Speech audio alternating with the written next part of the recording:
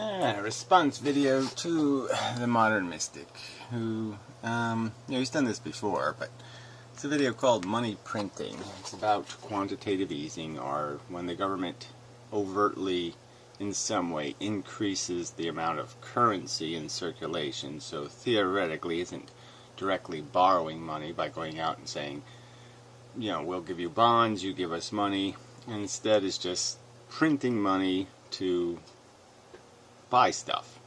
And they do it in weird ways, little secret ways, to make it seem like they bought something of real value and that they didn't just print the cash and they got something in back, and so they buy their own bonds or something. And his argument is that the economists have deduced, the ones that matter, that this is not an inflationary activity, that you can print more cash and there's no inflationary consequence. I would argue it's all inflationary. Bonds are inflationary, the cash is inflationary, all of it is. And just the term over which you measure how inflationary. So you could argue that everything is a build-up. Okay, it wasn't just what they did in 1928 or 1929 that caused the 29 crash. It's what they did in 1915 and 1917 and 1925 and that kind of thing. Okay, the consequences, you don't realize them. Because you don't realize the consequences in a year or 2 years or even 10 years, does it mean what you did is okay? Like if I murder somebody and don't get caught for 20 years, does it mean it wasn't a crime for 20 years? Or that somehow the person wasn't really dead? Of course they were. And being caught doesn't matter. That's irrelevant. So when you get caught, okay, for borrowing, that's all we're talking about here. It's over the what term? So I could argue that some inflation is created over a 70-year term or an 80-year term. And some inflation is created the day before the money goes down in value. It just kind of depends on the conditions and what inflation how you're absorbing the inflation. It's never so direct, so obvious. So let's just argue that there has been inflation over, let's say, the last 40 years. Let's say it's 4 times, 400%, some number like that, 400 or 500%, you could say, since 1970 of inflation. Okay, that's been realized in prices of commodities like wheat and corn, a bar of soap, a box of corn flakes, a pack of cigarettes, whatever. Obviously cigarettes have been taxed, so that's a whole other subject. Definitely related to this, but not directly. Alright, so what's happening in the economy? Let's go back to the basics again. I'm going to argue like there's stuff, right? So our economy produces stuff. It produces houses, let's see, it produces foods, land, that's usable, buildings, you can go down a list here, industry, and then all the products the industry creates, all the cars made, all the stuff. And so, and then there's this stuff called cash, which is the money used to transact stuff. It doesn't really represent all the stuff, but in a way it does. It's what everything has to be reduced to. But how you get from the stuff to the cash is through all these IOU things, all these different instruments. So you got stocks and different contracts, let's just say, different kinds of contracts on stuff. So they're as good as cash, a bond or stock, in the short term, but they don't have the same directness of cash, in terms of they're not cash. You can't pay taxes with this stuff. You can pay taxes with this stuff. So cash is important because you pay taxes with it. So I guess that's its only real holdout, is that it has to be used to pay taxes. So people have to have some of it. You have to have some of this cash stuff to pay your taxes. You have to convert some of this stuff into this stuff to pay taxes. So it always keeps this stuff valuable. People want to hold it.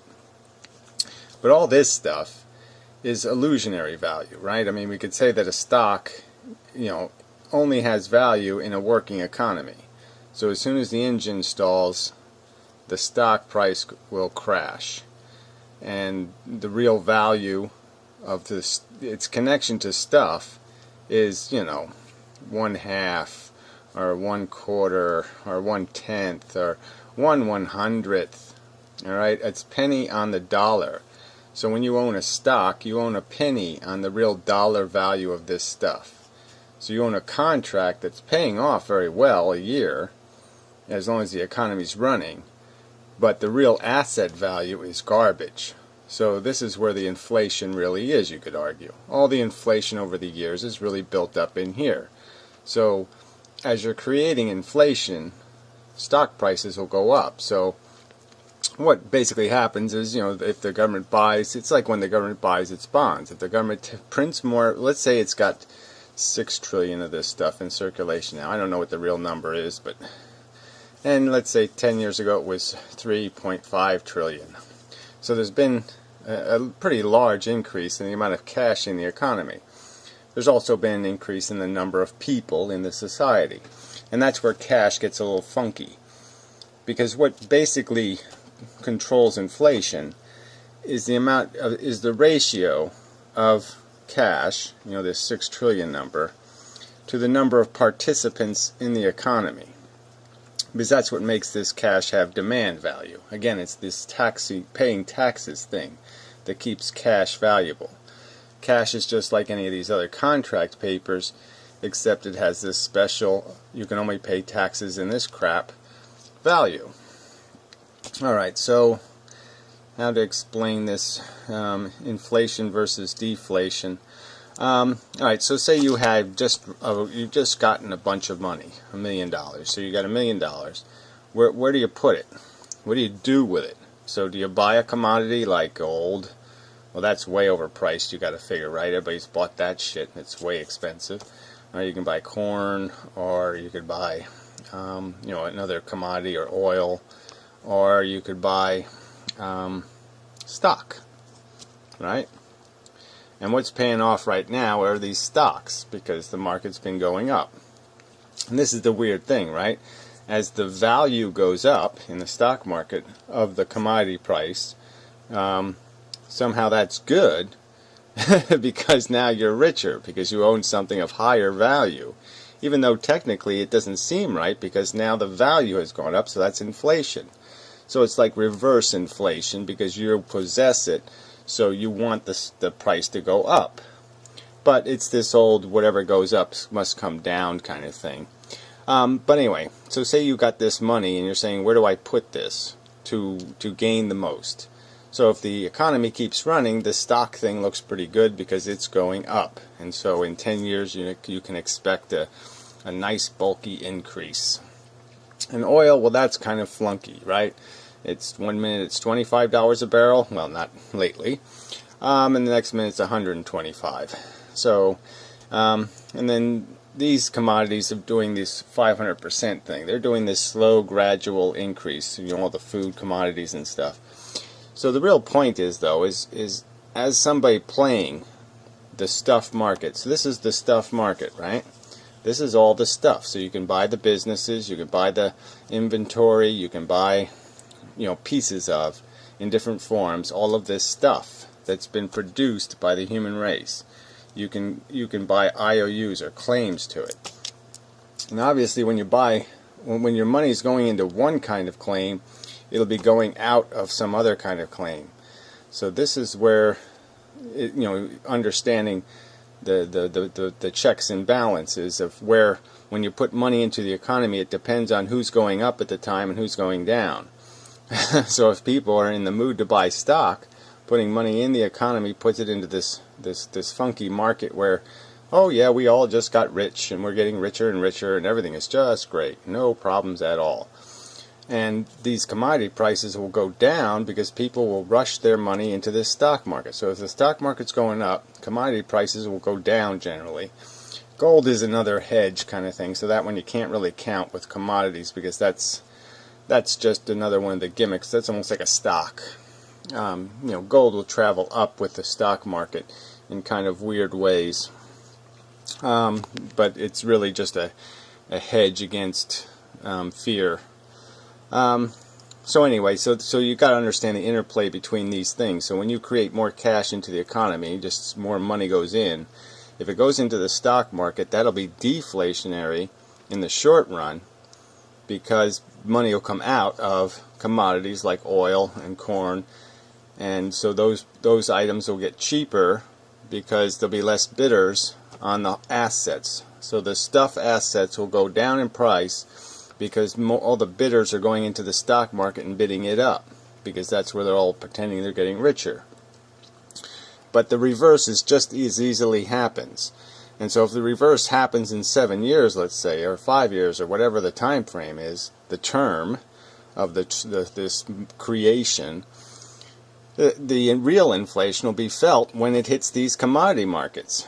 So when these stocks start falling, and falling in some kind of hard, oh, they're never going to come back kind of way, all right, the money's going to fly into these harder assets. And that's when inflation, the inflation from your injection of cash, that's when the inflation will be realized, is when the commodity price, when the stock price, the fake money, these IOUs, these whatever perceptions of value bullshit, when that money goes into the commodity market. So when people aren't buying bonds now. The bonds the government prints aren't worth anything. Nobody would buy these crappy U.S. bonds because they have no real value. I mean, there's no way the government can ever pay this shit back, and the interest rates are crap. And so the government's just basically saying, okay, let's just print cash, more out of the thing. Let's make this number 7 trillion or 8 trillion, and let's just buy a bond with it to give these things fake value. So like the stock market, let's make these bonds compete with the stock market by going up in value.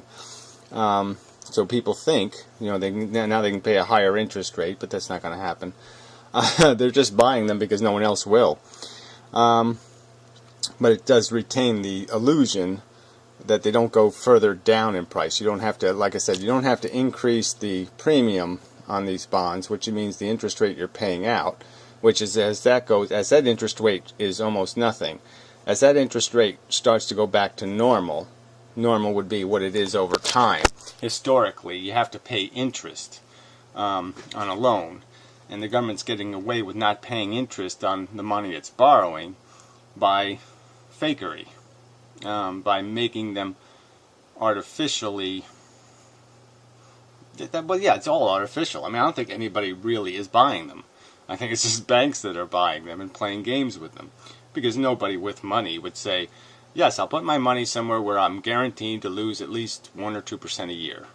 They just wouldn't do it. So anyway, especially with the stock market that's rising.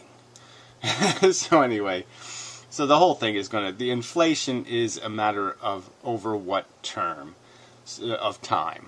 So, I mean, his claim in this video is that it's not inflationary to create more fake claims on stuff. And of course it is, in my opinion. It's just a matter of when the inflation shows up, when you actually have to pay the bill. Yes, you can go to the restaurant, you can have your meal, you can give them a little slip of paper that says, I owe you, but that doesn't mean you don't have to pay it back. So it's not free, and when you have to pay it back, that's when inflation hits hard, because that's when all the fake debts fall apart, and then you're stuck with all the money going into commodities, because that's the only thing there is left, is the real assets. No more fake assets, no more stock ownership. It goes back to all private ownership, and all the money goes into the commodities themselves. And now the rich people are going to say, I paid whatever, $10 million for a company that's only going to be worth $1 million, but they had to pay an inflated price because all the money was bidding on those hard assets.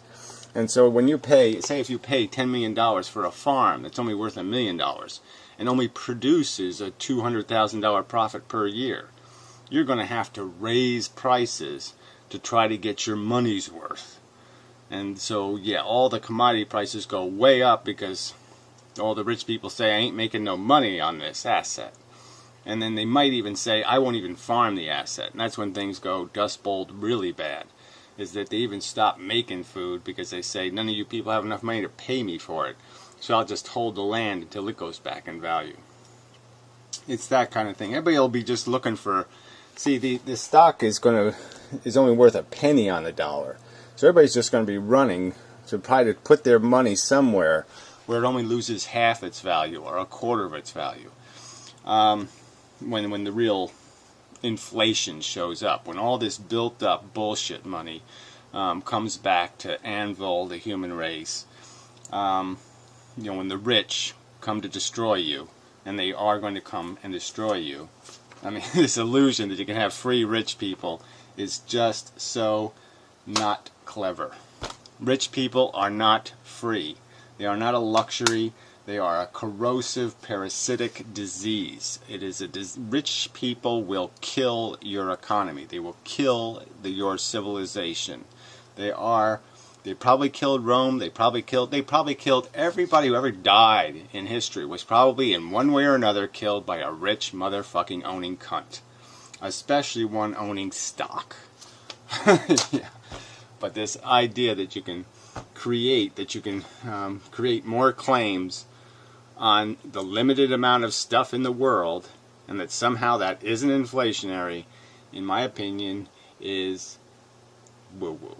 That's almost like a religious claim.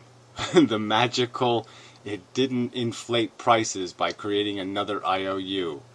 Oh, yes it will. Just wait for it.